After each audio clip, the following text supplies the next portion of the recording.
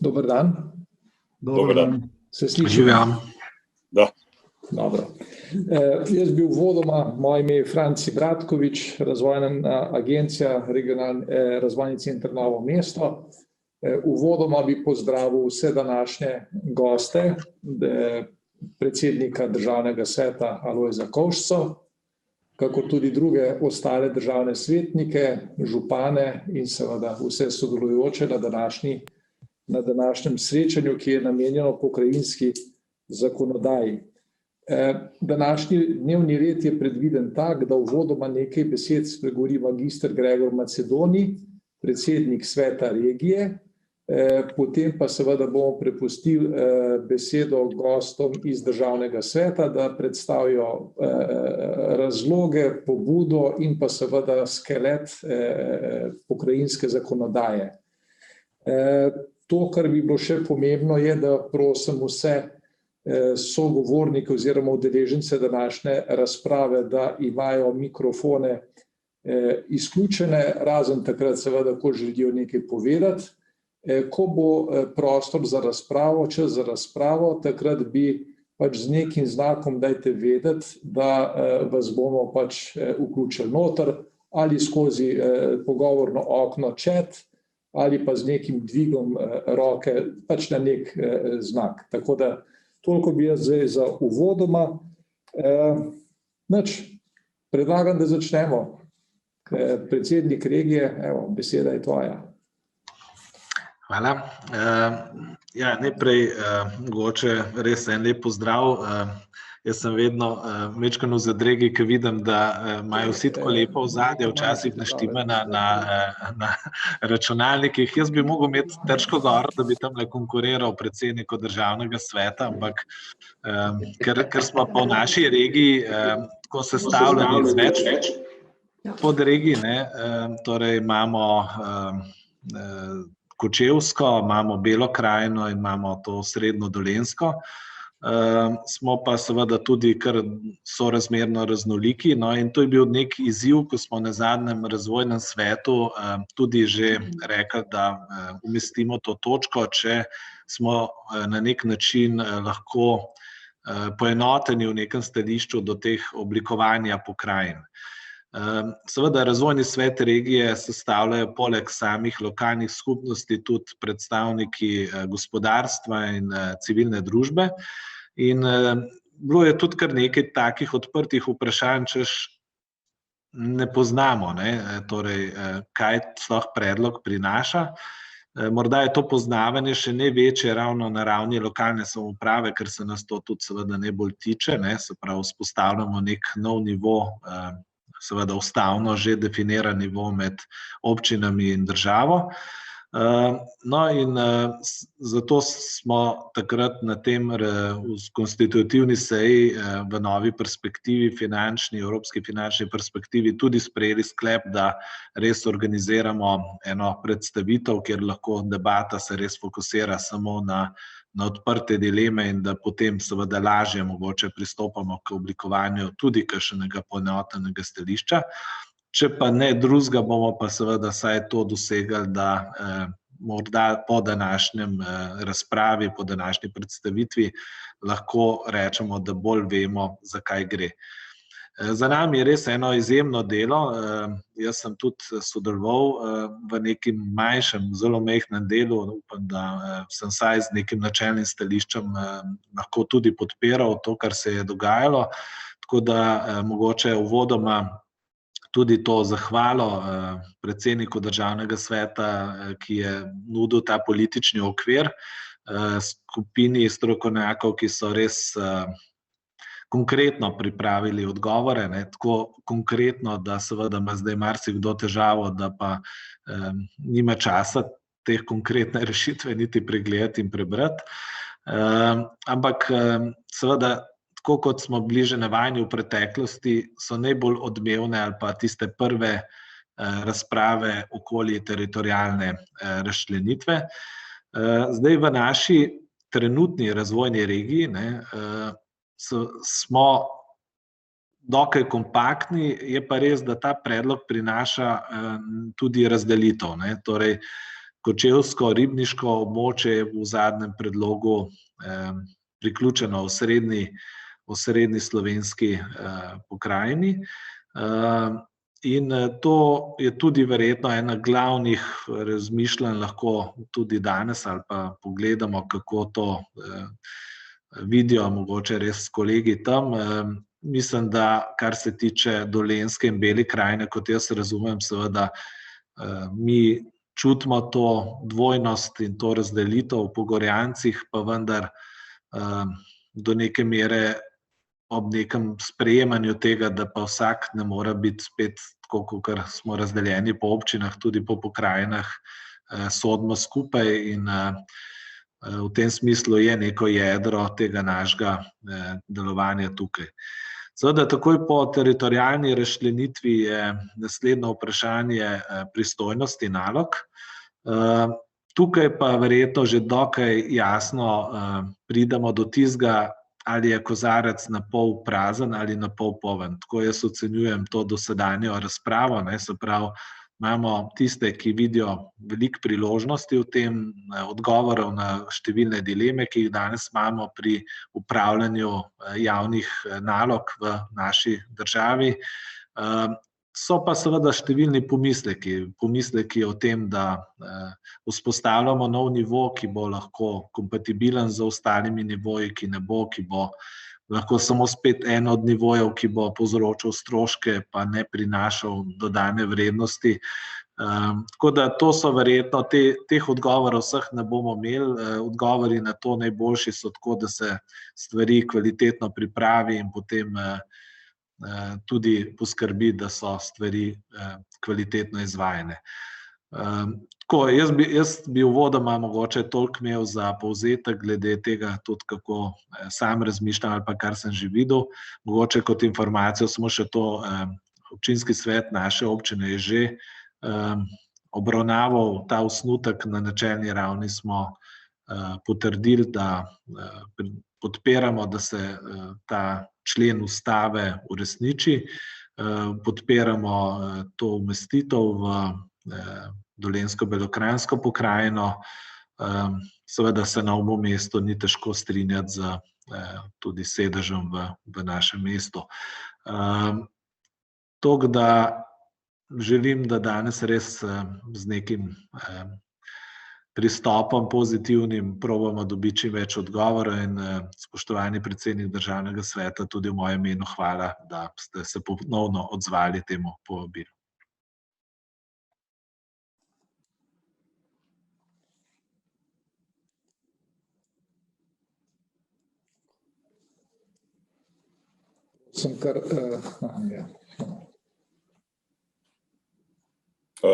Verjetno sem zdaj dobil besedo, če prav razumem. Ja, drži. Kar izvolite. Hvala lepa. Najprej lep pozdrav našemu današnjemu gostitelju, gospodu Franciju Bratkoviču, RCI oziroma IRC Novo mesto. Pozdrav tudi predsedniku regije in vsem vam, spoštovane županje in župani, pa tudi mojemu svetniškemu kolegu Bojanu Kekcu in svetniškemu kolegu Dušanu Strnadu. Ne vem, če je z nami državni svetnik Samer Kalil, upam, da je in da se nam bo pridružil. Pozdrav tudi njemu. Glejte, v bistvu se ta zadnji poizkus ustanavljanja pokrajin dogaja v enem zelo težkem času in nas je nekako COVID kriza po neki strani prehitela. Po drugi strani nam je pa pokazala, da odsotnost pokrajin v Sloveniji prinaša izjemno veliko težav.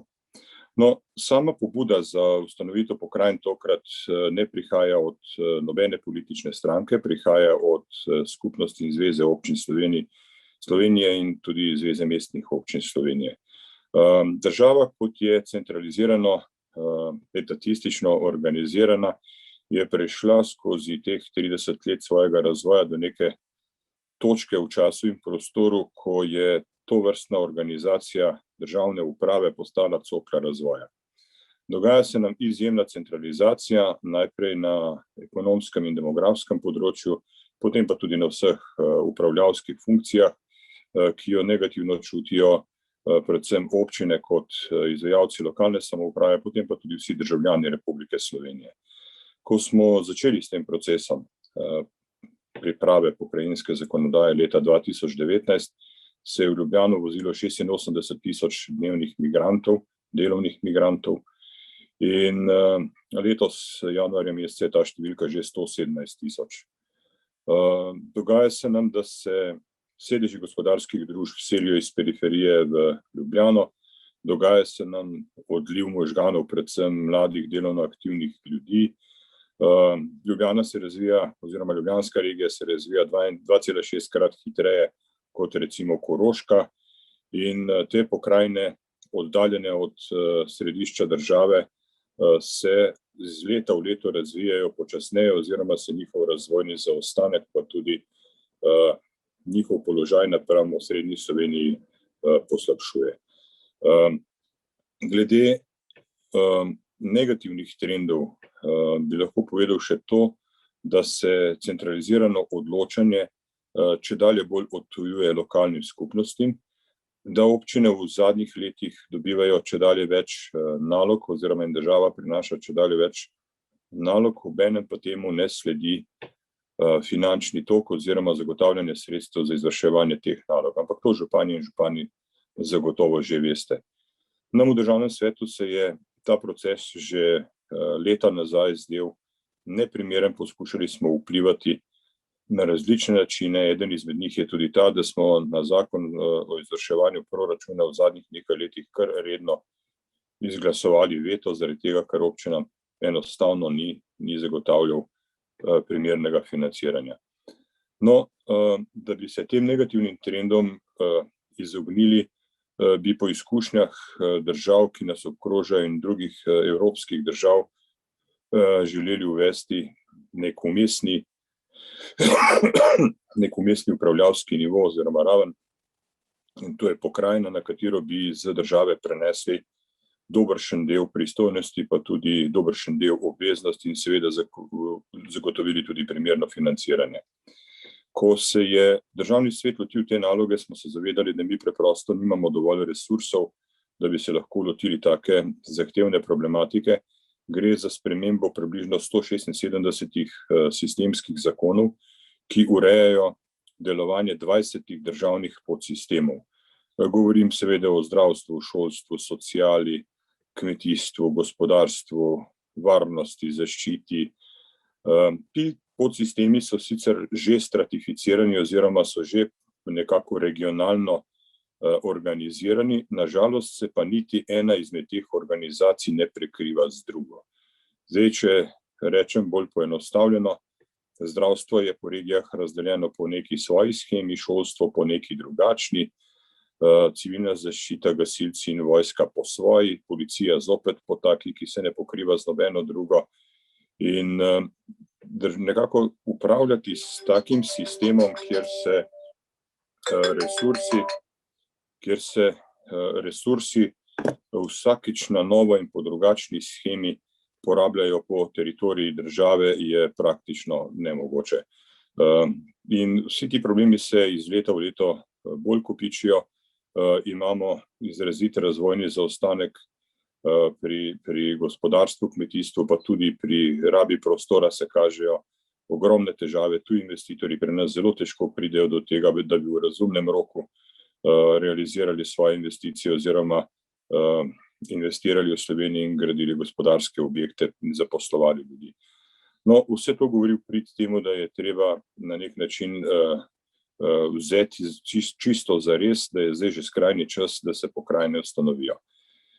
Sodeč po tem, da sama ideja prihaja iz lokalnih skupnosti, je tudi delovna skupina pod vodstvom doktorja Boštjana Brezovnika in v ožji sestavi dr. Samo Drobne, dr. Borut Holcman, dr. Žan-Jano Plotnik in dr. Gorazd Trpin, zbralo okrog sebe več kot 60 eminentnih znanstvenikov, ki pokrivajo prav vsa področja uprave in družbenega življenja v Sloveniji, in pripravili so en osnutek oziroma katalog zakonov, ki jih je potrebno spremeniti, pa tudi sam zakon o ustanovitvi pokrajin in zakon o pokrajinah.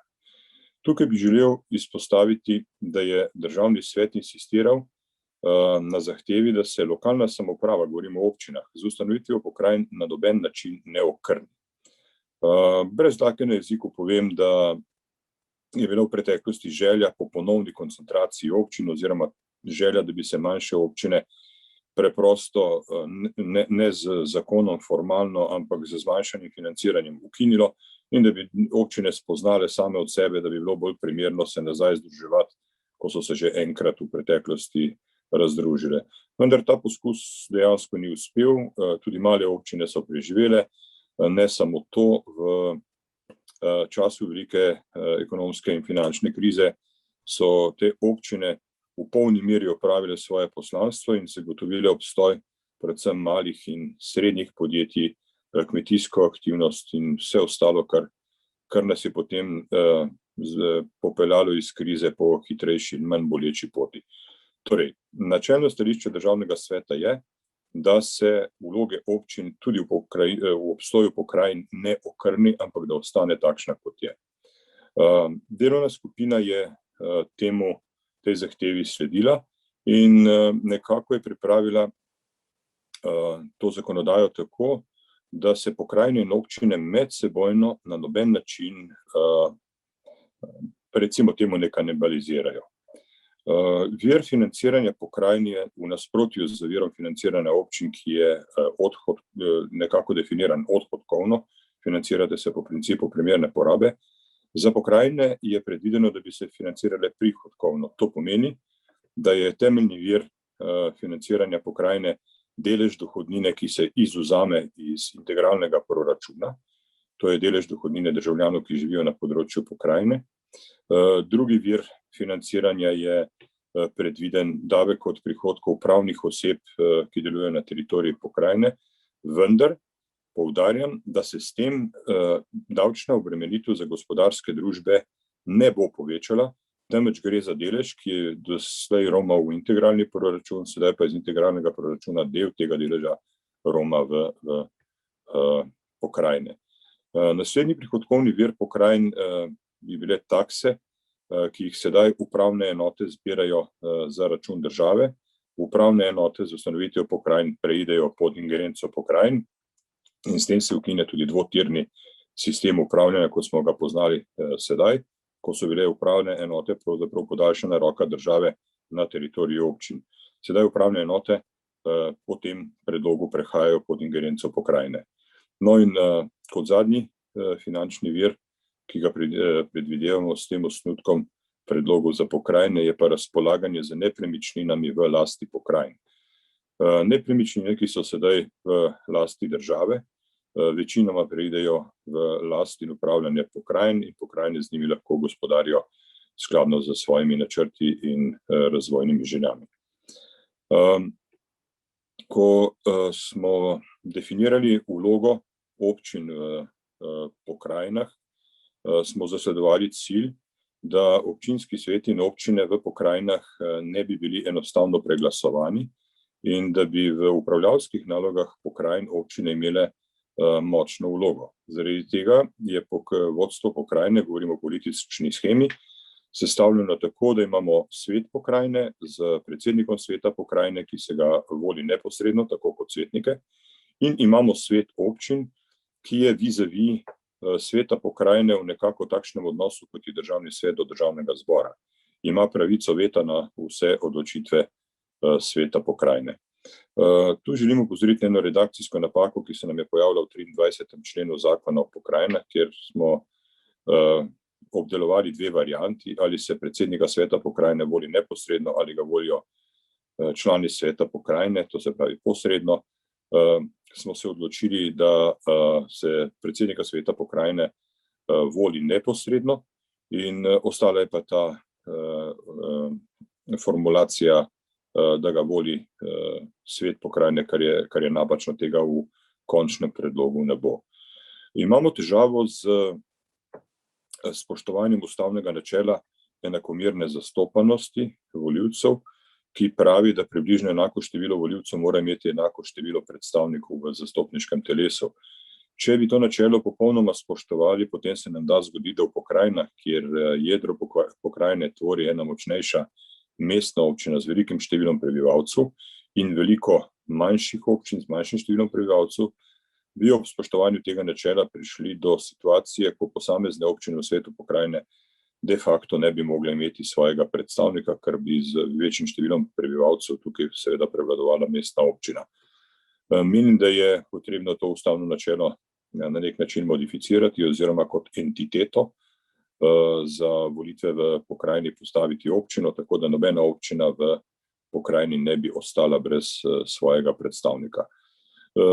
Zamišljeno je tudi, da bi sedanji vaši predstavniki v državnem svetu, kot je gospod Bojan Kekec, Dušan Strnad, Samer Kalil, bili potem voljeni v pokrajinah, ne več po skupinah občin, pač pa v pokrajinah.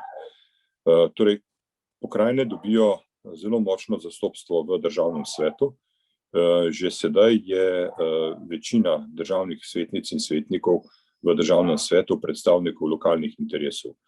To je zelo pomembno, da pokrajine to prevladujočo vlogo oziroma lokalna samouprava to prevladujočo vlogo ohrani, predvsem kadar gre potem za odnos države do občin in do samih pokrajin, seveda skozi zakon o izvrševanju proračuna. Se opravičujem. Poseben pomen smo dali tudi predstavnikom manjšin. Na zahodu italijanska manjšina predvidoma po tej razdelitvi bi bila razdeljena na 2 pokrajini. Z njimi bomo še opravili dodatne pogovore. Mogoče je razumeti, da če bodo manjšinci v 2 pokrajinah, bo tudi odnos do manjšine v eni ali drugi pokrajini različen. Po drugi strani pa seveda manjšinci s tem dobijo tudi 2 svoja predstavnika v državnem svetu, kar se mi zdi zelo pomembno in je njihova zastopanost v vsakem primeru boljša. Glede romske manjšine, s tem se še nismo dejansko ukvarjali. Sam sem pa na stališču, da v pokrajinah Romi morajo imeti svoje predstavnike, tako kot jih imajo v občinskih svetih, in tako normalno Romi pridejo tudi v državni svet v končni fazi. Zdaj, rad bi spregovoril besedo ali 2 o teritorialni razdelitvi, ker ta je na začetku dvignila največ prahu. Poskušali smo se lotiti procesa ustanovitve pokrajin, ne da bi vnaprej definirali, katera občina bo v kateri pokrajini. Potem smo pa trčili na objektivno dejstvo, da v takem primeru ni možno izračunati najprej cene samega projekta ustanovitve pokrajin oziroma začetnih stroškov za postavitev pokrajin, niti ni možno določiti primernega finančnega vira in obsega financiranja, s katerim bi zagotovili normalno delovanje pokrajin. Zaradi tega je skupina znanstvenikov uporabila matematični model. Zasledovali so cilj, da bi bilo v vsaki pokrajini približno 100.000 prebivalcev, da bi pokrajina imela vsaj en urbani center, da na tem prostoru obstajajo integralni faktori, to se pravi, da obstaja infrastruktura, da obstajajo poslovne povezave, dnevne migracije in tako smo nekako prišli do teh famoznih 10+2 pokrajini, na podlagi katerih je bilo potem možno izračunati najprej, koliko bi sploh ustanovitev pokrajin stala. Mi smo zaprosili posamezna ministrstva, da so nam dala ocene prenosa prvih pristojnosti oziroma same ustanovitve pokrajin in prišli smo do številke 146 milijonov evrov. Seveda je to denar, ki ga ni potrebno nekje posebej pobrati, ampak ta denar že sedaj obstaja na ministrstvih in bi se ga lahko preusmerilo v ustanovitev pokrajin. No, z prenosom vseh pristojnosti na pokrajine ustanovljene po približno takšnem modelu, kot je predlagan, bi na teritorij pokrajine plasirali od 1,4 do 1,6 milijarde evrov, kar pomeni malo več kot 10% proračuna Republike Slovenije, ki sedaj znaša 13,2 milijarde. Preračuni so opravljeni na velikost obstoječega proračuna. Kaj to v praksi pomeni? To pomeni, da občine ob enakem obsegu financiranja, kot ga imajo sedaj, če bi vzeli nekih 10 občin, ki tvorijo eno pokrajino, se na teh 10 občin plasira še delež teh 1,4–1,6 milijarde evrov, kar pomeni znaten večji priliv možnost financiranja regionalnih projektov oziroma projektov regionalnega pomena, razvoja gospodarstva, kmetijstva, ekologije in še česa drugega. Zdaj, z ustanovitvijo pokrajin se ne podre nobena doslej obstoječa vez med posameznimi občinami. Praksa kaže, da so občine v dosedanjih, posebno še v zadnjih letih, zelo dobro sodelovali na projektih, ki združujejo več občin in so pri teh projektih participirale tudi s svojimi sredstvi. To se v ničemer ne spremeni v prihodnje. Občine bodo lahko sodelovale medsebojno znotraj pokrajine in tudi čez meje pokrajine, če bo tak interes občin v sosednji pokrajini. Kar zadeva samo upravljavsko strukturo, kot sem že rekel, upravne enote ostanejo tam, kjer so, samo pridejo pod ingerenco pokrajine. Potrebno bo pa zagotoviti kadre za tisto, kar bi jaz poimenoval mini ministrstva pokrajine. Govorimo o posameznih resorjih, kot so zdravstvo, šolstvo, socialno varstvo, gospodarski razvoj, kmetijska politika, energetika in seveda upravljanje z regionalno infrastrukturo v smislu cestnih povezav. Torej, ta vidik odprtosti meja pokrajin je zelo pomemben, ker v ničemer ne bo okrnjeno možnosti sodelovanja med občinami znotraj in navzven iz pokrajine. Bo se pa bistveno spremenil položaj obmejnih občin, ki so v dosedanjem sodelovanju s sosednjimi deželami ali regijami igrali izrazito podrejeno vlogo, niso bile enakopraven partner, se tudi niso razpolagale z približno enakimi sredstvi kot čezmejne pokrajine, s katerimi so se povezovali v evropskih projektih. Temu primeren je bil pa tudi izplen. No, mogoče še beseda ali dve o načinu nastanka nove teritorialne delitve. Zelo pomembno je razumeti, da ta model, kot je bil predlagan, ni edino zveličavni model, utemeljen je pač na znanstvenih podlagah in omogoča preprosto to, da izračunamo, koliko nas bojo pokrajine stale in koliko nalog in tudi resursov se lahko nanje prenese. V Državnem svetu zagovarjamo stališče, da je potrebno prisluhniti občinam, da je potrebno spoštovati voljo občinskih svetov, kje se katera občina vidi v kateri pokrajini in da ne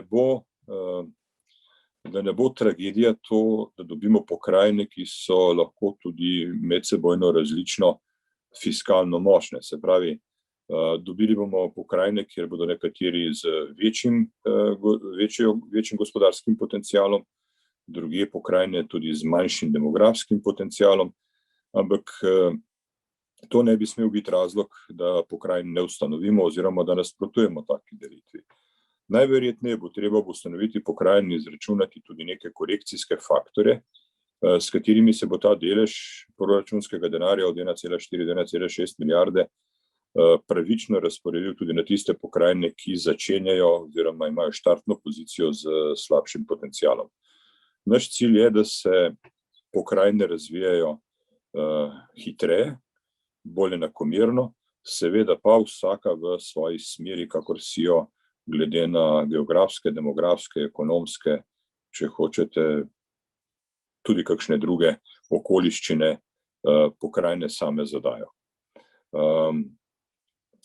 Jaz vidim, in to povem brez kakršnega koli izmotavanja in prikrivanja, da ni problem v občinah oziroma lokalni samoupravi, ko gre za ustanavljanje pokrajin. Problem se bo pojavil pri 20 državnih podsistemih.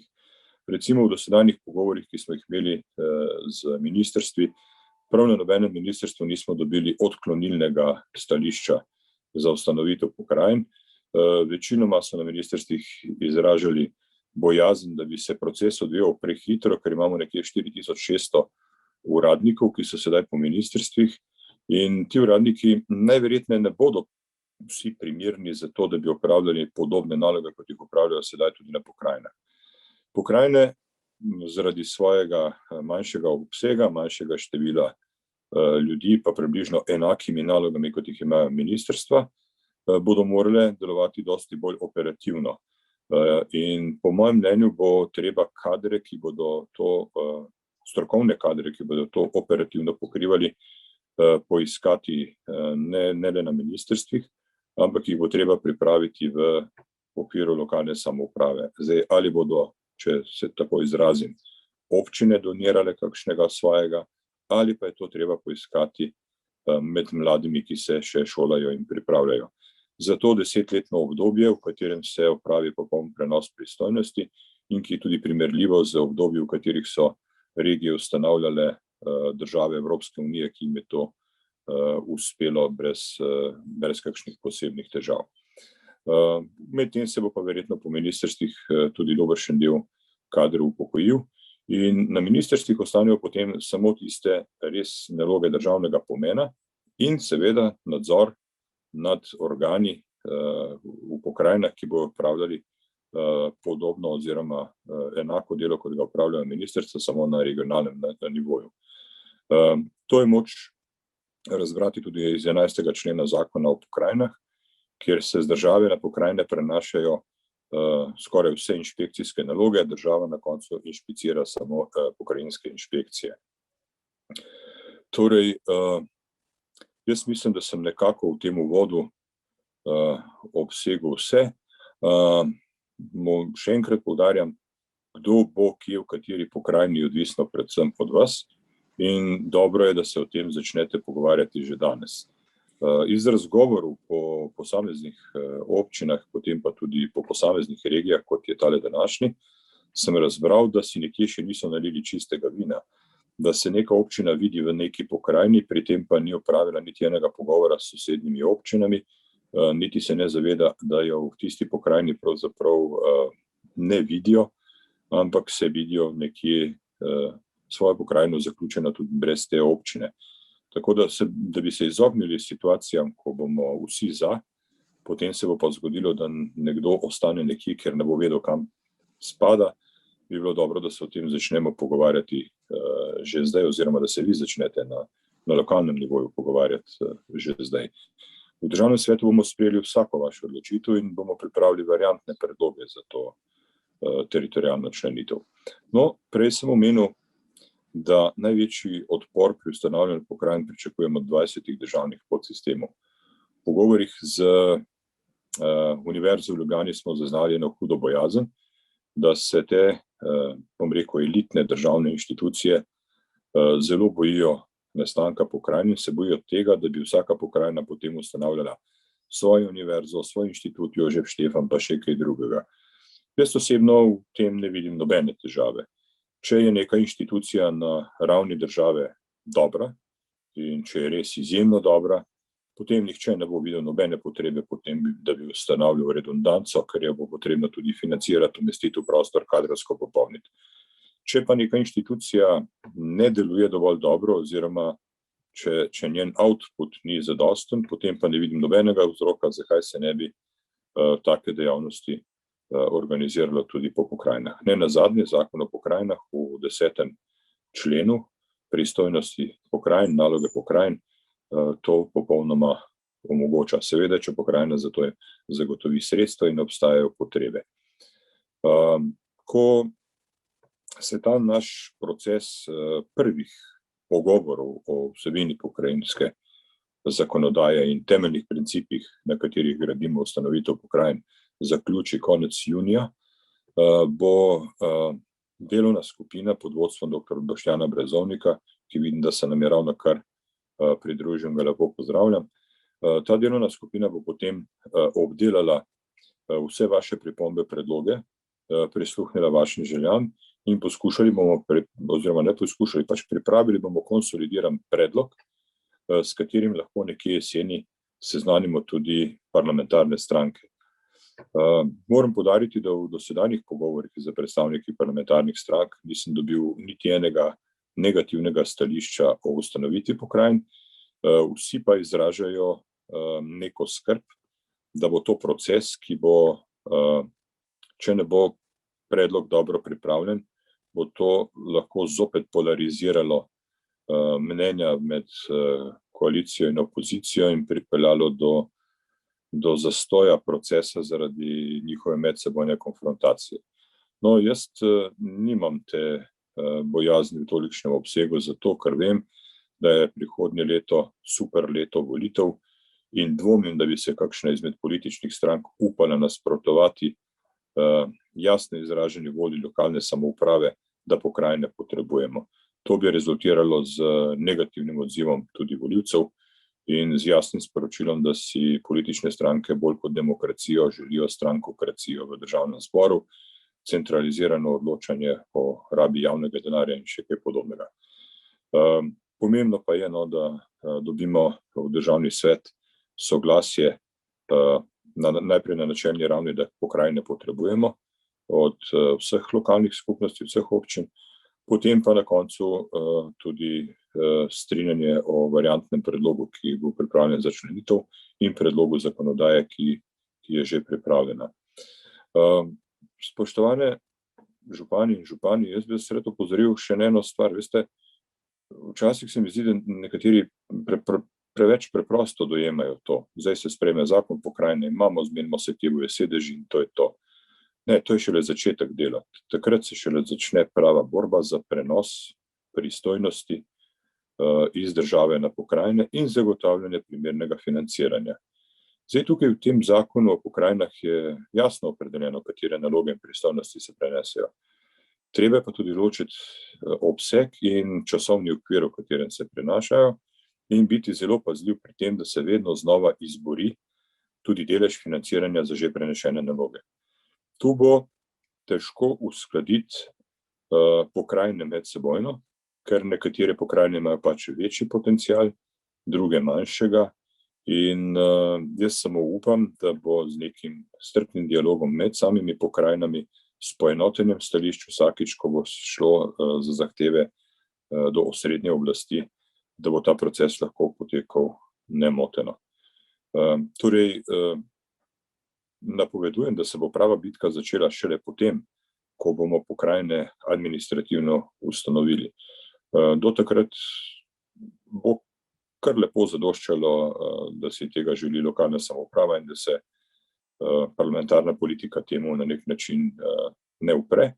Od tu naprej bo pa bitka za deleže dejanske oblasti med pokrajinami in državo, ampak takrat mene ne bo več v državnem svetu in vam lahko samo zaželim veliko uspeha.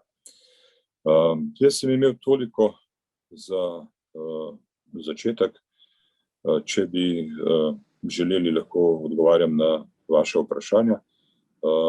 Kot sem rekel, se nam je pridružil tudi dr. Boštjan Brezovnik, on je pa duhovni vodja in oče tega, kar ste dobili kot zbornik pokrajine v Sloveniji. Skupaj s svojimi sodelavci je pripravil, po mojem mnenju, izjemno dobro gradivo, ki pa dopušča zelo demokratičen pristop pri spreminjanju oziroma pri prilagajanju te materije potrebam lokalnih skupnosti. Ne nazadnje, zadnjo besedo bodo imeli poslanci državnega zbora. Če dosežemo konsens o tem predlogu in to ravno v državni zbor, je pa na vas, da poslance državnega zbora prepričate, da je to tisto, kar ne samo želite, ampak od njih zahtevate, in potem se mi zdi, da bo zadeva tokrat uspešno sprovedena. Toliko za enkrat. Hvala lepa za vaše potrpljenje. Bil sem malo dolg, ampak materija je pa res obsežna, globoka in dejansko po osamosvojitvi Republike Slovenije je to v bistvu največja politična pretumbacija, ki se po 30 letih v tej državi zgodi. Jaz upam, da bo pozitivna in da nas popelje v hitrejši razvoj, večjo avtonomijo, večjo demokratičnost, manj ideoloških diskurzov in več praktičnega dela in dokazovanja s praktičnim znanjem. Toliko, hvala. Hvala lepa gospodu Alojzu Kovšci, predsedniku državnega sveta. Mogoče bi na tej točki še vprašal, ali je se strani oblikovalcev pokrajinske zakonodaje mogoče še kakšna misel, ne vem, dr. Boštjan Brezovnik, mogoče še z vaše strani kakšna besedo? Ja, če dovolite, bi jaz se mogoče dotaknil strokovnih vprašanj. Se pravi, strokovna skupina, potem ko je bila oblikovana, je najprej pripravila pregled primerov dobre prakse v državah članicah Evropske unije. In na tej podlagi smo seveda sledili konceptom, ki so bili v Evropski uniji v preteklih 50 letih uspešni, se pravi državam, ki so uspešno uvedle drugo raven lokalne samouprave, kar pomeni, da smo uvodoma pričeli najprej z razpravo o teritorialni členitvi. Ta je vsebinsko pomembna predvsem zato, ker je potrebno vsebinsko najprej z demografsko in geografsko zamejiti območja bodočih pokrajin kot pravno-organizacijskih oblik na drugi ravni lokalne samouprave. Zatem smo dobili ustrezen demografski pregled, pri čemer smo sledili smernicam Sveta Evrope, ki priporoča, da naj se na drugi ravni lokalne samouprave ne bi oblikovale lokalne enote, ki bi imele manj kot 100.000 prebivalcev. In seveda je tekom te razprave o teritorialni členitvi bilo na podlagi študij iz preteklih 30 letij izpostavljeno, da bi bil najbolj optimalni model, če govorimo o racionalni zasnovi pokrajin, delitev pokrajin na 6 do 8 pokrajin, vendar pri konceptu 6 do 8 pokrajin ne bi upoštevali nekaterih geografskih, zgodovinskih značilnosti in tako naprej. In zato je na tej podlagi bil podan predlog o ustanovitvi 10 pokrajin z 2 mestoma, ki bi imela posebni status po zgledu 10 evropskih držav, kjer dejansko poznajo takšno pravno ureditev in katero dejansko tudi spodbuja Evropska listina lokalne samouprave. Se pravi, na tej podlagi, ko smo pripravili začrtane teritorije, smo dejansko pripravili tudi izhodišča za upravno decentralizacijo, politično in seveda fiskalno. Zakaj je to pomembno? Predvsem zaradi tega, ker med pokrajinami v prebivalstvenem smislu in njihovi velikosti, tudi teritorialni, ne sme biti prevelikih razlik, če želimo vzpostaviti učinkovit sistem upravne decentralizacije, ki se nanaša na prenos nalog v pristojnost pokrajin in pa na zagotovitev učinkovitega in ustreznega sistema financiranja pokrajin. Se pravi, glede na koncept, ki je sedaj pripravljen, bi v demografskem smislu bile med pokrajinami razlike v razmerju 1:3, kar je z vidika fiskalne decentralizacije še znosno in vsebinsko ustrezno. Upoštevati je potrebno, da lahko na pokrajine prenesemo zgolj toliko nalog, kolikor jih je zmožna izvesti ali izvajati najmanjša izmed pokrajin, in glede na sedanji model bi bila najmanjša pokrajina Pomurska pokrajina z nekaj več kot 110.000 prebivalci. Vendar je zdaj tekom razprave po občinah izkazalo, da tudi ta model, ki je bil predlagan, ne upošteva nekaterih že obstoječih povezav, tako teritorialnih, geografskih in ostalih med občinami. Tako so občine predlagale, da bi se predvidena Koroško-Šaleška pokrajina delila na 2 pokrajini. Hkrati smo dobili predlog do sedaj za delitev Štajerske pokrajine na pokrajino, se pravi Spodnje Podravsko pokrajino in preostali del Štajerske. Poleg tega smo dobili predlog za delitev predlagane Zasavsko-Posavske pokrajine na samo Posavsko pokrajino.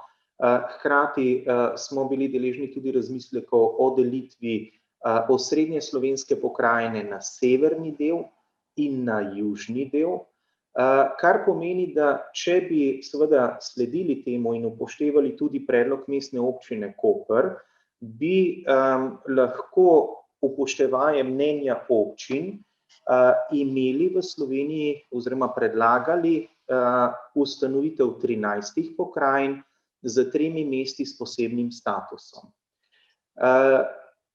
Res je, da nekatera območja, ko govorimo o Šaleški, o Koroški, o Posavski, v tem primeru ne bi izpolnili pogojev 100.000 prebivalcev, vendar jaz osebno strokovno ocenjujem, da tudi ustanovitev teh območij kot samostojnih pokrajin ne bi v ničemer spremenilo koncepta ustanavljanja pokrajin, kar praktično pomeni, da bi tudi v takšnem primeru lahko na pokrajine prenesli vse naloge v istem obsegu in hkrati tudi zagotovili učinkovit in ustrezen sistem financiranja pokrajin.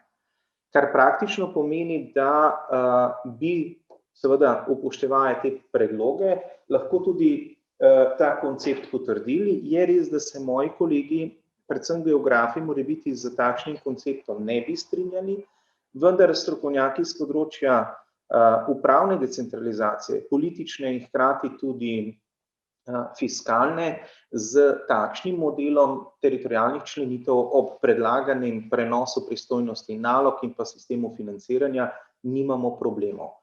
Tako da je zagotovo, da bomo na strokovni skupini vztrajali sicer na nekem racionalnem modelu, se pravi 10+2, vendar bomo podali predlog, se pravi ta predlog dopolnili z alternativnim predlogom, pri čemer bomo seveda upoštevali tudi voljo občin.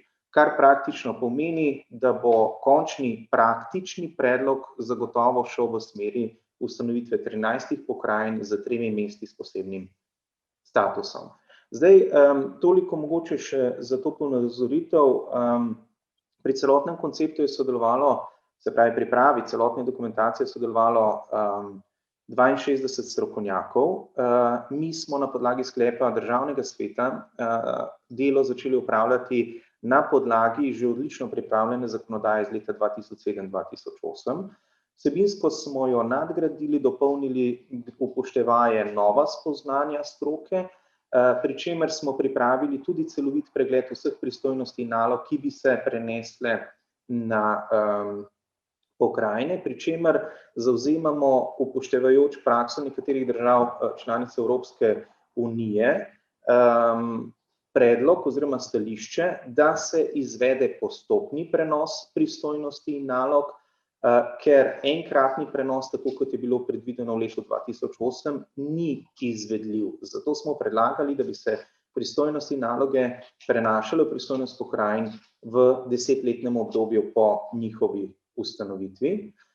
Ob tem pa smo v okviru strokovnega dela zaprosili za pomoč tudi kolege strokovnjake iz držav članic Evropske unije, in so kolegi in kolegice pripravili pregled pravne ureditve v 13 državah članicah Evropske unije, kar pomeni, da je dejansko domača in tuja strokovna javnost pripravila in naredila vse potrebno za to, da se dejansko lahko pripravi kvaliteten predlog za, se pravi, celotne zakonodaje za sprejem v Državnem zboru. Tako da zaveza, to še moram posebej poudariti, če tudi mi strokovnjaki sledimo k nekemu optimalnemu modelu pokrajin. To še ne pomeni, da bomo na tem modelu trdo zavzeli stališče, da drugi modeli niso primerni. Zagotovo je, oziroma dejstvo je, da mi v teh naših strokovnih razlagah ne moremo upoštevati ali nismo upoštevali dosedanjih povezav, ki so se stkale med občinami na posameznem območju. Ne poznamo dovolj podrobno tudi potreb lokalnega prebivalstva in zato so vaša mnenja v občinah za nas izjemno pomembna, hkrati pa bomo seveda z tem vašim sodelovanjem tudi izpolnili obvezo po določilih 143. člena Ustave, ki terja, da morate v občinah, se pravi, da morajo občine sodelovati v samem procesu ustanavljanja pokrajin. Ja, jaz bi s tem zaključil in tako kot je gospod predsednik povedal, bi potem v nadaljevanju s predsedniku odgovarjala na vaša morebitna vprašanja. Hvala. Dobro, hvala lepa. In na tem mestu predlagam, da kar pristopimo z vprašanji naših županov, županj.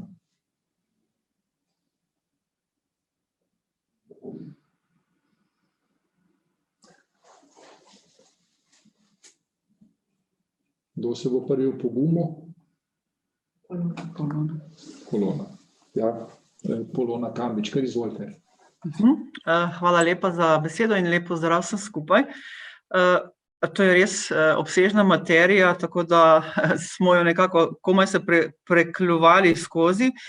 In nekako mi je najbolj pri zakonu o financiranju pokrajin so se mi porodila seveda vprašanja, na katera sem delno že dobila odgovor, namreč zanimalo me je, kako se bo, kakšni bodo viri financiranja potem za same občine in pa za pokrajine. In gospod Kovšca, ste dejali, da nekih razlik samo financiranje na občinski ravni sedanji ne bo. Pa me zanima potem, kako se bo recimo delila dohodnina, kajti dohodnina je vir tako občin, kot naj bi bila tudi na nivoju pokrajin. Potem drugo vprašanje, tudi v zakonu oziroma predlogu stoji, da če se v soglasju z občino na pokrajino prenese del nalog, potem mora tudi tista občina v nekem sorazmerju zagotoviti tudi vire, sredstva za delovanje na pokrajinskem nivoju. Zdaj, za kakšne naloge recimo bi tukaj šlo, če ste imeli kaj v mislih? No, najbolj nekako me to pri financiranju, če bi lahko to mogoče še pripravljalec, gospod Brezovnik, to pojasnil še več. Tako da zaenkrat toliko. Hvala lepa. Če dovolite, bi jaz sproti odgovarjal na vprašanje, pa mogoče s tem že odgovorim komu drugemu na vprašanje. Zdaj, kar se tiče koncepta financiranja pokrajin, kot je že predsednik povedal, imamo v svetu dva modela financiranja lokalnih skupnosti. Eden je tako imenovani odhodkovni sistem, drugi pa tako imenovani prihodkovni. Zakon o financiranju občin temelji na odhodkovnem sistemu, kjer se dejansko na podlagi pretekle proračunske porabe obračuna oziroma izračuna povprečnina. Pri tem modelu, se pravi, spornost tega modela je, da je ta model ustrezen seveda, če so stroški pravilno ocenjeni. In v Sloveniji, glede na to, da zakonodajalec o prenosu nalog v pristojnost občin ni primerno ocenil nalog in tudi ni zagotovil lastnih finančnih virov občinam za financiranje izvajanja teh nalog, je ta sistem pripeljal do podfinanciranja, s katerim se župani in županje nenehno srečujete. Se pravi, slovenske občine so bile v preteklem obdobju izrazito močno podfinancirane, na kar je opozarjala stroka in seveda tudi vi, in smo dejansko šele v lanskem letu prišli na, recimo temu, tisto zakonito povprečnino, ki bi morala biti določena že pred desetletjem. Zato je strokovna skupina za področje fiskalne decentralizacije predlagala, da naj novi sistem financiranja pokrajin temelji na tako imenovanem prihodkovnem sistemu. To pa pomeni, da je potrebno vsako nalogo, ki se bo v prihodnje prenesla v pristojnost pokrajine, predhodno oceniti in z zakonom določiti tudi vir financiranja. Mi smo določili dva temeljna vira financiranja, in sicer davek na dohodek od pravnih oseb ter del dohodnine, pri čemer je tu potrebno povedati, da že 54% deleža dohodnine tako pripade za financiranje občin po zakonu o financiranju občin, za preostalih 46% pa je predvideno, da bi bil to temeljni vir financiranja pokrajin. Vendar vemo, da z obema viroma ni mogoče zadostiti potrebam za izvedbo vseh nalog, ki smo jih ocenili, ker bi ocenjeno stroški za izvajanje teh nalog znašali med 1,4 do 1,6 milijarde evrov, upoštevaje seveda sedanje stanje. Zato je zakon o financiranju pokrajin predvideno, da bo zakonodajalec ob vsakem prenosu nalog v pristojnost pokrajin, moral pripraviti oceno finančnih posledic in določiti vir financiranja, kar pa ni nujno, da bosta ta dva zakona prinesla. To pomeni, da se bodo lahko kot viri financiranja določali tudi drugi davki in druge dajatve, tako kot velja na primeru občin, ki dejansko črpa sredstva iz večjih virov. Zdaj, kar se tiče prenosa, vašega vprašanja glede prenosa nalog v pristojnost iz občinske pristojnosti v pristojnost pokrajin, tega vprašanja nismo še načeli. Se pravi, mi smo se dotaknili samo vprašanja temeljnega prenosa državnih nalog, ki so regionalnega pomena v pristojnost pokrajin. Seveda bo zagotovo razvoj pripeljal tudi do tega, da bo po ustanovitvi pokrajin potrebno presoditi, katere občinske naloge so tiste, ki so širšega pomena in katere bi tudi bilo smiselno prenašati iz občin na pokrajine. Zagotovo so to recimo pristojnosti, ki se nanašajo na izvajanje občinskih gospodarskih javnih služb, ko govorimo o ravnanju s komunalnimi odpadki ali odvajanje čiščenja odpadnih voda, oskrbo s pitno vodo. Se pravi, vse tiste naloge, kjer ste občine povezane na širše oskrbovalne sisteme. Vendar, kot sem že povedal, je to stvar kasnejše razprave po ustanovitvi pokrajin, ko bo potrebno seveda ustrezno prevetriti vse naloge, ugotoviti smiselnost financiranja teh nalog in pa izvajanja nalog na občinski ravni in seveda presoditi, ali bi se nekatere občinske naloge lahko učinkoviteje, bolje, z boljšo kvaliteto izvajale na ravni pokrajin. Tako da to je potem predvideno za, se pravi, naslednjo razpravo po sami ustanovitvi pokrajin. Smo pa v okviru strokovne skupine za potrebe odločitve o tem pripravili celovit pregled tako pristojnosti občin z obrazložitvami, kot celovit pregled predlaganega prenosa pristojnosti nalog na pokrajine z obrazložitvami s predlogi sprememb in dopolnitev zakonov.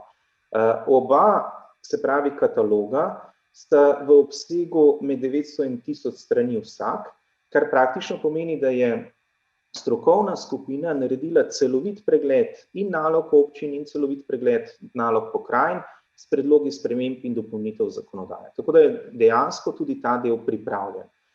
Tu moram poudariti, da kljub temu, da smo bili v medijih in med politiki deležni kritik, da nismo pripravili, da najprej pripravimo naloge, kaj bodo pokrajine počele, pol pa ne rišemo teritorije in tako naprej. Moram poudariti, da smo mi to pripravili in seveda tudi tistim poslancem, ki so to izpostavili, poslali te kataloge. Do danes jih niso uspeli prebrati in tudi nihče ni dal nobenih pripomb na to. Se pravi, strokovna skupina, ne državni svet, v letu in pol, kar je pripravljen pregled vseh pristojnosti in nalog, nismo dobili nobene pripombe in predloga glede samih nalog. Večinoma so se v javnosti tudi mediji ukvarjali samo z vprašanjem teritorialnih členitev in kje bodo sedeži. Vsa ostala vprašanja jih dejansko ne zanimajo, čeprav so ta vprašanja najpomembnejša. Zato bomo tudi mi na strokovni skupini zelo veseli kakršnihkoli predlogov, pripomb, ki se nanašajo na same naloge. Mi bomo v obdobju tega poletja pripravili tudi tako imenovani nomotehnični načrt, po katerem bomo pripravili pregled, katere pristojnosti naloge naj bi se v 10-letnem obdobju prenesle v pristojnost pokrajin, kar pomeni, jih bomo najverjetneje, oziroma tako ima kolega profesor Albin Igličan predviden koncept po troletju, se pravi, katere naloge naj bi se prenesle takoj ob ustanovitvi. To smo že pripravili v samem predlogu osnutkov zakonodaje, pri čemer, kot je predsednik dobro povedal, je predvidena z ustanovitvijo odprava dvotirnega upravnega sistema, kar pomeni, da bi zaposleni in hkrati upravne enote postale enote pokrajinske uprave. Za to prvo ustanovitev in za prenosom teh pristojnosti in nalog je predvideno financiranje v višini 176 milijonov In temu obdobju, se pravi po ustanovitvi, bi potem sledila 3 troletna obdobja in v vseh teh troletnih obdobjih bi bil pripravljen oziroma bo pripravljen načrt prenosa teh nalog v pristojnost pokrajin. Tako da z tega vidika bo stroka tudi pripravila in naredila vse, je pa seveda zelo pomembna tudi ta razprava z vami v občinah, da boste seveda potem vzporedno s tem tudi razmislili o tem ali razmišljali o tem, katere pristojnosti in naloge se lahko prenesejo tudi z občinske ravni na pokrajinsko raven. Hvala. Naprej, kdor bi želel kaj vprašati?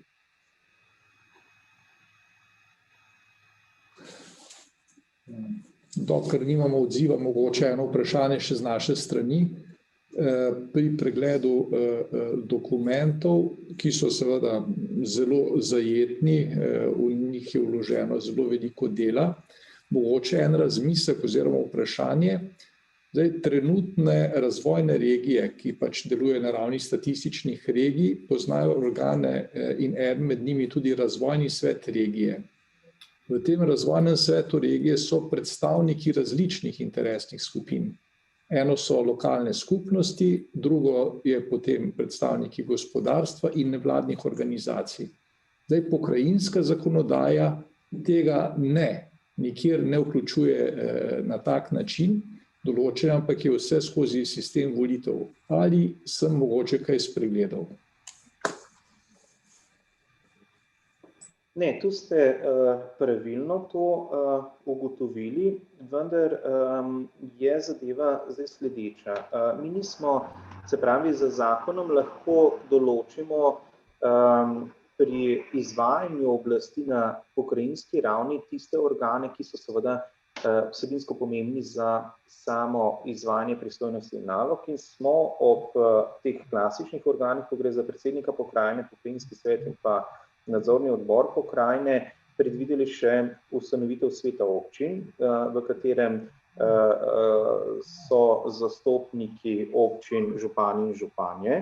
To vprašanje smo že tudi dobili in tu smo podali en predlog, se pravi, da lahko tudi določimo oziroma zapišemo v sam zakon, da lahko ima pokrajina tudi svoj razvojni svet, pri čemer pa se ne bi omejevali z vprašanjem, kdo naj bodo člani tega razvojnega sveta, ampak da lahko pokrajine same za svojimi statuti dejansko določijo sestavo, način imenovanja, njihove pristojnosti in naloge, kar praktično pomeni, da bi ta razvojni svet, če bi ga pokrajina še vedno ohranjala, imel naravo posvetovalnega organa.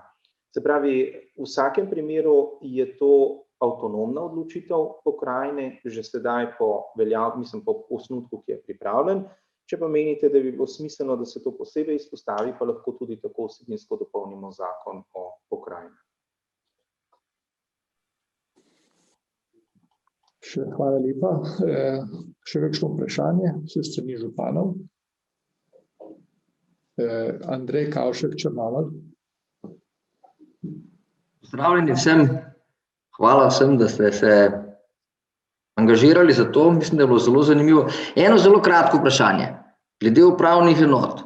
Upravne enote se ne ukinjajo, ampak se takšne, kot so sedaj v taki strukturi, prenašajo samo pod pristojnost torej teh pokrajin. Vprašanje pa je recimo, kaj pa Fursove pisarne in te zgodbe, kako pa s temi ostalimi službami, ki so še razporejene po Sloveniji, kako bo pa to? Ja. Če dovolite, z ustanovitvijo pokrajin bo potrebno prilagoditi 20 različnih upravnih sistemov, ko gre recimo za finančno upravo, policijske uprave in tako naprej, centre za socialno delo. Kar praktično pomeni, da se bodo morale, se pravi, tudi te službe, se pravi, ti upravni sistemi prilagoditi novim teritorialnim členitvam. In to po svoji vsebini dejansko pomeni, da bo vsaka pokrajina, se pravi, da bo na območju vsake pokrajine oziroma mesta, ki bo imelo dvojni status, da bodo morali biti vzpostavljene tudi te državne institucije, ki izvajajo naloge na lokalni ravni. Eden večjih problemov, s katerim se danes srečujemo, je to, da se vsak izmed teh 20 različnih upravnih sistemov razvijal po svoje. imamo različno število policijskih uprav, različno število finančnih uprav, centrov za socialno delo in tako naprej, kar praktično pomeni, da je vsak izmed sistemov seveda sledil neki svoji politiki ministrstva, ki je resorno pristojno za to. Zato je seveda vse na ravni vlade in seveda tudi ministrstev tega dela posebej zavedajo in smo tudi za predstavniki posameznih ministrstev že opravljali razgovore in so zelo tvorno pri tem sodelovali. Zato seveda je pa v tem delu pred razpravo o tem, kako organizirati vse te službe, potrebno imeti ustrezno zamejeno teritorialno členitev. Se pravi, o tem bo zagotovo tekla beseda tudi kasneje, ko bodo pokrajine ustanovljene. Tisti prvotni del, ki ste ga pa potrdili, je pa dejansko takšen, se pravi, da se z ustanovitvijo pokrajin ne ukinjajo upravne enote, ostanejo tam, kjer so, zaposleni ostanejo tam, kjer so, preidejo pa upravne enote s svojimi pristojnostmi in zaposlenimi pod pokrajinske uprave. Odpravlja se zgolj dvotirni upravni sistem, kar pomeni, da bodo dejansko pokrajine izvrševale tudi državne pristojnosti na pokrajinski ravni. Ja, hvala. Še kakšno vprašanje?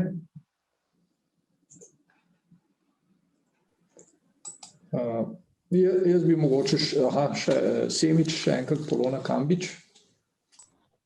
No, se opravičujem, jaz imam samo eno tehnično, namreč v 6. členu zakona o ustanovitvi pokrajin je v 4. točki, govorimo o Dolenjsko-Belokranjski pokrajini, v 4. točki pa piše, da bo prvi pokrajinski svet Dolenjske pokrajine, tako da za enkrat se ime še ni dokončno, so še tudi drugi predlogi, pa verjetno tudi še bodo, ampak recimo to sem opazila, samo toliko, hvala.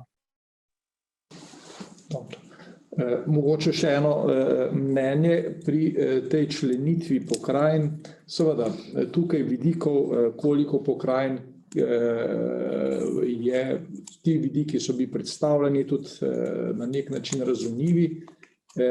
Kot en razmislek, če bo ta členitev prevelika, se pravi, potem bo tudi kasneje operativno delovanje teh pokrajin na neki, če temu rečemo, zvezni ravni oteženo.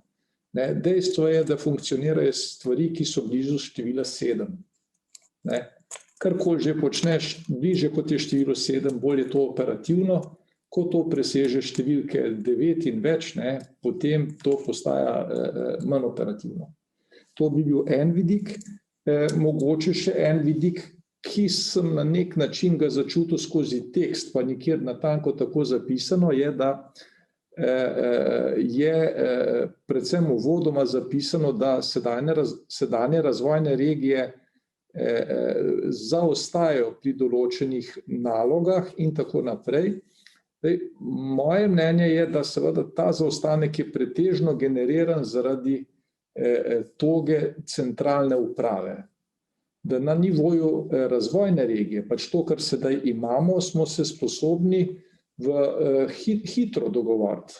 Kadar imamo okvir, v katerem se lahko gibljemo, smo tudi sposobni hitro najti rešitve, pripraviti vse potrebno, nas pa omejuje, se pravi, ta zvezna državna raven. To lahko seveda tudi preprosto pretvorim v način, da na lokalni ravni je seveda politizacija bistveno manj prisotna in nas bistveno bolj povezuje interesi. In v tem smislu tudi inštrumente, ki smo jih zdaj uporabljali in so se izkazali na nek način z vidika občin v smislu dogovarjanja kot dobri, tukaj imam predvsem v mislih dogovor za razvoj regije, seveda trči na oviro na državni ravni. Ko celoten dokument v bistvu na ravni razvojne regije pregledamo, ovrednotimo, pripravimo za naprej, potem pa roma ta dokument na resorno ministrstvo, kjer se vaja ponovi od začetka in ko se to naredi do konca, potem roma pa še na svrh, pa se spet vaja ponovi še enkrat. Tako da mogoče tudi ta vidik ali pa neko opažanje skozi branje tega dokumenta, če vam bo to kaj v pomoč.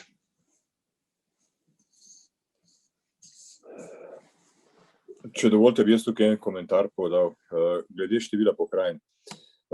Veste, mi smo doslej opravili 24 razgovorov z občinskimi sveti, pa enega z Savinjsko-Šaleško regijo v celoti. Ti pogledi so zelo različni in zaradi tega smo se odločili, da samo število in členitev pokrajin res prilagodimo željam na terenu. Tam, kjer so močnejši urbani centri, se vsi strinjajo, da bi bilo pokrajin manj, tiste občine, ki so manjše, pa jih je več število manjših teritorialno grupirano, si želijo pa pokrajin več, ker se v bistvu bojijo centralizacije na nivoju pokrajin. No in mi nekako moramo biti toliko politično modri, da ta projekt, ki ga zdaj peljemo kot projekt, ki ga podpirajo lokalne skupnosti, ni v nasprotju interesov lokalnih skupnosti. Jaz se pač kot politik zavedam, da nikoli ni idealne rešitve. Vedno pridemo do nekih kompromisnih rešitev in tokrat je temeljni cilj, da te pokrajine res ustanovimo, ker vse je slabše, če jih ne ustanovimo. Tako da tukaj bomo morali nek kompromis skleniti, čeprav je tudi dr. Brezovnik poudaril, da vse strokovne raziskave in vsa dejstva govorijo pri temu, da bi imeli pokrajin manj in da bi bile te relativno močne. Ampak to je pač slovenska posebnost in z njo se konfrontirati ne bi imelo smisla, zato ker bo proces na tej točki takoj ustavljen. Kar se pa tiče vaše pripombe glede na razvojni zaostanek, ja, saj to zaradi tega ustanavljamo pokrajine. Glejte, jaz živim v občini Grosuplje, mi smo se z občinami po tej osi Kočevje, Osilnica dogovorili že marsikaj, ampak vsi naši dogovori, vse v zvezi z reševanjem te cestne povezave od občine Škofljica pa do Kočevja, naprej Osilnice, je mrtva črka na papirju, ko pridemo do državnih organov. Veste, na Ministrstvu za infrastrukturo nam zadeve potrdijo, potem se pa na Ministrstvu za okolje in prostor oglasi nekdo in po 12 letih razprav zapiše, da niso bili dovolj dobro preučeni vsi vidiki oziroma možnosti, da se okrog naselij zgradijo manjše obvoznice in zdaj, ko je zgrajen še en priključek na avtocesto teh, ki se vozijo preko Turjaka čez Grosuplje, da je treba počakati nekaj let in proučiti te učinke in če je to dovolj dobro, potem te ceste ni treba modernizirati. Z okoljevarstvenega vidika. In dobesedno je dal plombo na cel projekt s tem. In to je naredil en državni sekretar. In zdaj imamo tukaj nekaj 10.000 občanov, nekaj občin, naše težave in en državni sekretar ugotovi, da nismo dovolj dobro preučili vplivov na okolje in da je treba po 12 letih počakati še 3-4 leta, pa še eno študijo narediti za voljo tega priključka na avtocesto v Grosupljem. Veste, s tem se srečujemo dejansko vsak dan in take razvojne cokle si Slovenija ne more več privoščiti. Mi moramo zadeve, ki zadevajo interese pokrajin, prenesti na pokrajine in potem se bomo to dosti lažje dogovorili in dosti lažje speljali. Ni pa nobene zakonske možnosti, da bi naredili bypass temu mnenju enega državnega sekretarja na Ministrstvu za okolje in prostor. Ni, enostavno ni možno. Tako da jaz se pridružujem vašemu mnenju, res. To, kar se dogaja na regijah, bi bilo lahko vzor kakovosti sodelovanja in hitrosti reakcije, če ne bi morali iti skozi državno sito in rešeto, tam se pa včasih zaradi popolnoma nerazumljivih, neracionalnih razlogov ustavi. In to je treba prekiniti z ustanovitvijo pokrajin. Toliko, hvala. Še Dušan Strnad. Hvala lepa. Ja, hvala lepa, dobro vidite. Sem rekel, se me morda ne bo videl. Lep pozdrav tudi v mojem imenu. Jaz se sicer nisem mislil oglašati, ker sta predhodnika, gospod Kovšec in gospod Brezovnik, dokaj podrobno povedala to, kar smo v zadnjem času v državnem svetu delali glede ustanovitve pokrajin. No, ampak vseeno me malce skrbi tole, kar sta zdaj povedali. Jaz zdaj v tem delu pač nisem toliko sodeloval v teh pogovorih. Namreč, če bomo zdaj spet šli na pretirano drobitev, potem se zlahka vrnemo v leto 2007. Jaz sem namreč tudi takrat izjemno veliko dela po svetu referendumu, da bi uspel, da bi ti referendumi uspeli. No in takrat smo se sporekli ravno zaradi števila in imen, še celo imen pokrajin. Jaz osebno še vedno mislim, da je pravzaprav skoraj nepomembno, ali pa mislim, seveda je pomembno, ampak ni toliko pomembno, v kateri pokrajini si, važno je, da bi pokrajine bile in to mora biti cilj, ki ga pač moramo slediti. Zdaj, če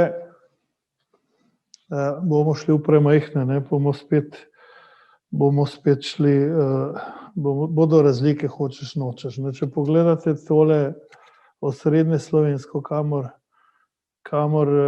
naj bi spadale občine od Kamnika, se pravi do avstrijske meje pa do Kočevja, Osilnice, Kostela, je to ena zelo velika pokrajina. Če sem prej prav slišal, se zdaj nekaj razmišlja, da bi šlo to na 2 dela, pa potem nisem dobro razumel, ali je zdaj to sprejeto ali ne. Ampak zanima me, doktor Brezovnik, kaj pa Ljubljana pravi na to, glede na to, da bomo mi zelo v kratkem imeli Svetlura, bomo gotovo rekli kakšno tudi na to temo in če jaz prav vem, sem mnenja deljena. Ljubljana bi še vedno, po mojem, raje bila v pokrajini in imela komando, če temu tako rečem, še na ostale, kot da bi bila sama. No in še ena stvar, ki mi je padla na pamet, zdaj, če bomo upravne enote kar avtomatično preselili v pokrajine, potem je treba paziti tudi na meje, drugače bo narobe. Upravne enote občine, ki jih zdaj pokrivajo, bi jih najbrž morale tudi v prihodnje, drugače bomo vsaj v začetku imeli težave. Pa še to niste danes povedali, pa je prav mogoče, če poveste, da čeprav vem, bodo imele občine pred tem možnost odločanja, v kateri pokrajini bodo, pa na kakšen način naj bi to odločanje potekalo. Drugače pa seveda sem jaz izjemen zagovornik pokrajin in sem kar jezen, ko nasprotniki govorijo o tem, da če to sprejmemo, bomo občine spustili na raven krajevnih skupnosti, vse se bo dogajalo v centrih, odločalo v centrih, to seveda ni res in mislim, da sta predhodnika to dobro razložila in da te bojazni ni. Toliko. Če mogoče dovolite, da se zdaj dotaknem teh vprašanj oziroma pomislekov, saj Dušan, mi smo dostikrat o tem razpravljali, se tudi pogovarjali, se tudi jaz osebno strinjam, da je zagotovo to vprašanje pretiranih členitev eno tistih, ki razdvaja predvsem slovensko politiko in hkrati tudi stroko. Ampak dejstvo je, da tako kot sem povedal, mi lahko sicer zagovarjamo stališče najbolj racionalnih in optimalnih pokrajin, če smo v konceptu ustanovitve recimo 7 pokrajin oziroma 7 do 8 pokrajin, 6 do 8, vendar je tu potrebno upoštevati, da se v takem primeru, se pravi, če bi šli v zagovarjanje tega koncepta, imamo enotno primorsko pokrajino, se pravi ne deljeno goriško, pa primorsko notranjsko. Imamo v takem primeru podan predlog za širšo pokrajino, se pravi, ki bi zajemala tako Koroško kot Štajersko in Pomursko skupaj in tako naprej. Se pravi, v takih primerih se ne upošteva nekatere geografske in zgodovinske značilnosti. In tako kot sem že uvodoma povedal, bo stroka predlagala tudi vnaprej koncept 10 pokrajin z 2 mestoma s posebnim statusom, pri čemer pa bomo v sam predlog zakona pripravili tudi variantne predloge. To pomeni alternative, če bi se seveda lahko na teh predlogih tudi dosegel kompromis pri poslancih Državnega zbora. Kar se tiče Ljubljane, zaenkrat nismo imeli še formalnih razgovorov in tudi neformalne predstavitve na mestnem svetu Mestne občine Ljubljana. Je res, da župan zagovarja stališče, oziroma je v nekem trenutku zagovarjal stališče, oziroma pomisleke, ali so pokrajine v takšnem konceptu sploh potrebne, ali ne bi bilo morebiti bolje zagotoviti večji prenos pristojnosti v občine, hkrati tudi zagotoviti zadostno financiranje, s čimer se deloma z njim strinjam.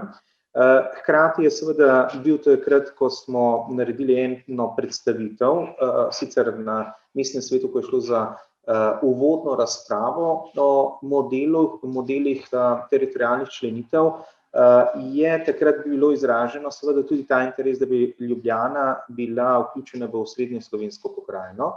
Vendar je tu potrebno povedati, da če bi ohranjali takšen koncept, bi dejansko pomenilo, da bi Mestna občina Ljubljana s svojimi prebivalci dejansko nadvladovala tudi v smislu glasovanja in ustanovitve pokrajinskih svetov, bi dejansko imela Mestna občina Ljubljana po svojem izboru tudi večino članov pokrajinskega sveta. In seveda, ker smo se temu želeli izogniti, da bi dejansko znotraj pokrajin ustvarili tudi neke centre moči in da bi pripeljalo do centralizacije, smo ravno za te 2 mesti, ko gre za Maribor in Ljubljano in seveda zdaj posledično tudi Koper, bomo predlagali ustanovitev dvojnega statusa, kar praktično pomeni, da bi te 3 mestne občine ohranile takšno organizacijsko strukturo, kot jo imajo, bi pa njihovi organi dejansko izvrševali vse pokrajinske pristojnosti tudi v tem njihovem okviru. Tako da, kar se tega dela tiče,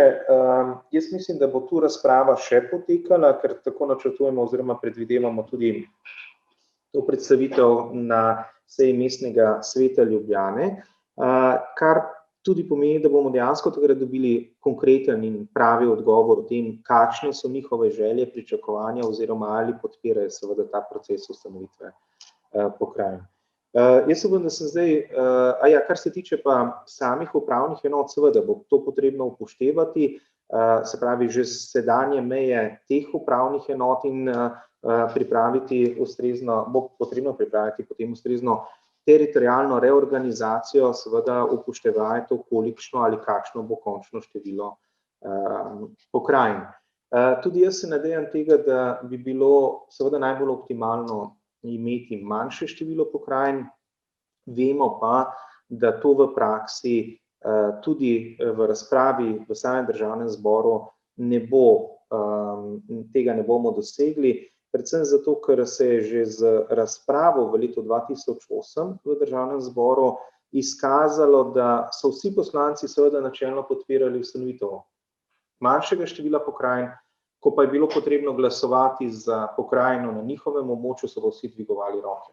Tako da, eno je splošno načelno stališče, imejmo jih samo 6, ko pa prideš na določeno območje, pa ugotovijo, ne vem, da Belokranjci ne bi bili z Dolenjci, pa Posavci ne bi bili z Dolenjci in tako, če me razumete. Se pravi, vsakdo ima potem neke svoje interese, svoje pričakovanja. Jaz upam, da sem odgovoril na vsa vprašanja, da nisem česa izpustil, ampak glejte, to je izjemno dolg, zahteven proces, v katerem bo potrebno iskati veliko kompromisov, odločitev bo pa seveda na koncu povsem politična.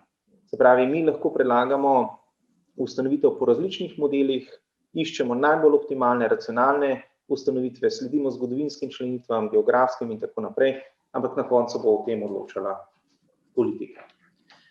Hvala. Hvala lepa. Gregor Košir, beseda je vaša. Ja, lepo pozdravljeni, če lahko na kratko še v imenu občine Kočevje. Žal župan je danes odsoten, pa ga probam nadomeščati. Jaz se tukaj povsem strinjam z gospodom Brezovnikom v smislu, da moramo iti po vrsti in da seveda je najpomembneje vsebina in kaj bo s pristojnostmi, ampak bojim se, da glede na razmere v državi, dokler ne bomo politično dorekli, kakšne bodo pokrajine, debata sploh ne bo šla potem globje v to, ne. In mislim, da je to tista prva naloga, kjer moramo biti fokusirani. Kar se tiče, vi ste že sami povedali, osrednjeslovenska pokrajina je problematična iz vidika, ker je, bom rekel, nesorazmerno večja, hkrati povezuje celo vertikalo in pa, kar je največji problem, kar smo tudi tukaj izpostavljali, nekako ni te povezanosti med tem severom in jugom in tudi nikoli ni bilo zgodovinsko. Tako da tukaj bi zelo cenili, če se išče drugačna rešitev, opcij je več, ne samo oblikovanje južne pokrajine, ampak tudi morda kombinacije te zahodne Dolenjske z Notranjsko ali pa povezovanje Dolenjske pa zgornjega dela. Skratka, tukaj bodo predvsem vlogo odigrale občine, ko se bodo dogovorile, mi smo določene pogovore že sprožili, ampak ko se bodo dogovorile, da bi bile skupaj, in pa seveda, da bodo dosegale neke minimalne standarde. Tukaj, da bi spodbujali več pokrajin, niti ne bi izpostavljal. Eno zadevo bi mogoče pa izpostavil, ki se mi zdi tudi zelo pomembna, pa jo danes nismo omenili, in sicer to je, kako bojo potekali pač volilni procesi in katere osebe bodo zastopale občine na pokrajinskem svetu, vodile tudi pokrajino in tako naprej. Tukaj nas predvsem skrbi ta deklarirana nezdružljivost. Nezdružljivost funkcij, se pravi z občinskimi funkcijami, z vodstvenimi funkcijami, svetniškimi funkcijami.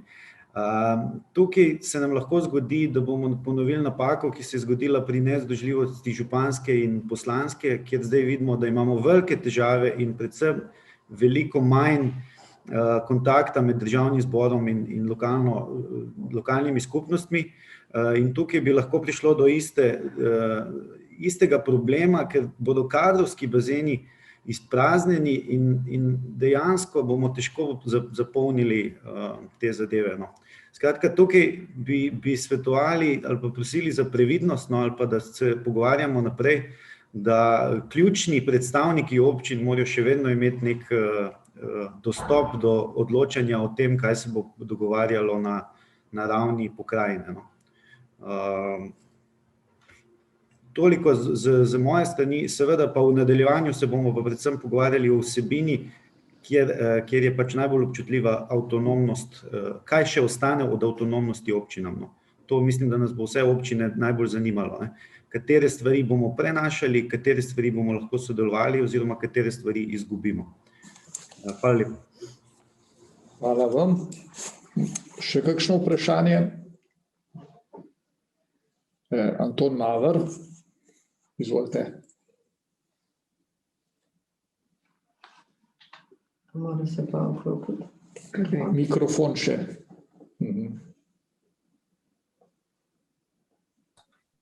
Se slišimo? Se. Dober dan, lep pozdrav iz Mokronoga, z občine Mokronog-Trebelno. Sam moram odkrito priznati, da sem bil vse do pred nekaj let nasprotnik in ustanavljanjem novih pokrajin. In to od takrat dalje, od tistega predstavljanja, ko smo imeli 2007 ali 2008 na Marofu v Novem mestu, nekateri se boste spomnili, kajti takratni predlog je bil dobesedno pripravljen s figo v žepu, kar se tiče v korist malih občin. Zdaj, jaz sem pa danes zadovoljen in vesel, da sta tako predsednik Državnega sveta kot dr. Brezovnik na zelo enostaven, vendar tako jasen način stvari predstavlja, ker ko sem bral sam ta predlog, saj ne moreš vse dojeti, danes sem dobil popolnoma drugačno sliko in prepričanje. Zato obema res gospod predsednik in gospod Brezovnik, hvala lepa za to širino, ki sta jo danes vsem nam predstavila. Moram pa še enkrat, kljub temu, da verjamem, da bo tudi za manjše občine ustanovitev pokrajin doprinesla saj enak status občin, kot ga imamo sedaj, če ne še boljše. Skratka, v nobenem primeru se ne sme zgoditi to, da bi majhne občine spravili na kolena. Sami veste, kakšni razvoji vseh teh občin po ustanovitvah razvojev so bile občine deležne. In želel bi, da nekaj primernega, nekaj podobnega ostane tudi za vnaprej, torej da pokrajine, ustanovitev pokrajin vendarle omogoča in ostane pri teh možnostih podobnih razvojev občin, kot smo jih imeli pa do sedaj. Skratka, v zadnjih 15-20 letih smo občine dosegle res ogromen razvoj in ne sme se zgoditi z ustanovitvijo pokrajin, da bi to zaznali upad teh možnosti, torej možnosti razvoja. Sicer pa Razvojnemu centru hvala za organizacijo tega, vama pa še enkrat res, tako Brezovnika kot predsednika sem večkrat poslušal, vedno sta mi bila všeč, zato je tudi to pomembno, komu je država naložila pripravo vseh postopkov in vodenje vseh postopkov in dokumentacij, in ker ni vseeno, ali to vodi Janez ali pa Lojze, pomembno je, da sta dobila to nalogo v roke prava človeka. In hvala vama in vsem vašim v ekipi. Če bo kdaj ratalo, potem mora zdaj ratati. Hvala vsem. Hvala lepa. 90 minut se počasi izteka oziroma se je izteklo. Če je mogoče še kakšna misel, drugače bi pa jaz kar en zaključek današnjemu srečanju naredil. Veste, kaj bi samo, če dovolite, jaz bi dal še odgovore kolegi Koširju, ker ste tu izpostavili ravno to vprašanje tega dela. Mi smo se na strokovni skupini dosti ukvarjali ravno z vprašanjem združljivosti, nezdružljivosti funkcij. In to, kar ste izpostavili, je seveda pomembno. Slovenski župani so s tem, ko je bila izglasovana ta nezdružljivost funkcije v državnem zboru, izgubili zelo veliko, oziroma bom dejal občine. Predvsem zato, ker predtem so dejansko župani preprečili marsikateri neracionalni prenos pristojnosti in nalog v pristojnost občin. In so seveda tudi nenehno opozarjali, da je potrebno vsako nalogo ustrezno oceniti in zagotoviti zadostna finančna sredstva in finančne vire. Tudi to smo mi vzeli v obzir, vendar je ravno pri vprašanju združljivosti in nezdružljivosti funkcij župana z funkcijami člana, recimo, pokrajinskega sveta. Eden ključnih problemov v tem, da bodo župani po svoji funkciji že člani sveta občin, ki bo dejansko organ, ki ima sicer posvetovalno naravo, tudi predlagalno naravo, bodo lahko hkrati tudi predlagali v sprejem pokrajinskemu svetu določene odločitve. Ampak ta organ bo imel eno zelo pomembno funkcijo, to pa je, da bo imel možnost izglasovanja veta na nekatere akte, ki jih bo sprejemala pokrajina, se pravi predvsem tiste, ki se bodo posredno dotikali tudi pristojnosti občin. In ravno zaradi tega je predvidena tudi ta nezdružljivost funkcije, ker ni mogoče, da bi župan bil hkrati član pokrajinskega sveta in hkrati potem član sveta pokrajine in hkrati odločal, na eni strani odločal o sprejemu akta, potem pa odločal o vetu k temu aktu. Tako da ta razmerja smo upoštevali in smo seveda tudi tu sledili sodobni praksi tudi v tem delu. Je pa seveda bil tudi pomislek, ali je sploh potreben ta svet občin, ali bi morebiti dopustili to združljivost funkcij. vendar je nas v strokovnem smislu prevladalo to stališče, da je primerno, da imamo svet občin, kjer lahko dejansko tudi župani sooblikujejo politiko na pokrajinski ravni. Ja. Hvala.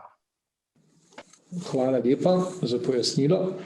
Tako, zdaj, če mogoče strnem te današnje misli, je, da opravljeno je bilo veliko dela, gradivo je bilo zelo jasno in enostavno predstavljeno. Seveda ostaja določeno vprašanje, predvsem o tem, kaj bo tista končna verzija, ki bo govorila o avtonomiji občin, o pristojnostih pokrajine in pa seveda na koncu so ključne finance, ne? Kako se bodo te finance razdelile. Pri financiranju se mi zdi zelo pomemben kriterij, kot sem zasledil v predlogu, da tistemu, ki po neki pariteti ne bo uspel doseči nekega nivoja primerne porabe, bo država pač dodala. Tisti, ki bo presegel v nekem okviru, bo pač tisto lahko obdržal. Tisti, ki bo pa nadpovprečno dober, bo pa moral en del tega nadpovprečno dobrega deliti. Kar se mi zdi tudi na nek način stimulativen predlog, da se vse ne vrže na uravnilovko, se pravi na nek skupni imenovalec, ampak da dopušča tudi različno hitrost premikanja pač v različnih okoljih. Tako da vsem današnjim, bom rekel, udeležencem srečanja hvala lepa, še posebno zahvala pa Državnemu svetu kot pobudniku te pokrajinske zakonodaje, vsem tem aktivnostim in pa predvsem predsedniku Alojzu Kovšci za predstavitev ter vodji strokovne skupine Boštjanu Brezovniku za odgovore in pa pojasnila. Tako da hvala lepa. Mi v regiji pa seveda moramo razmisliti, kaj natančno želimo, ne, in se o tem odločiti. Hvala lepa. Hvala lepa, nasvidenje. Nasvidenje.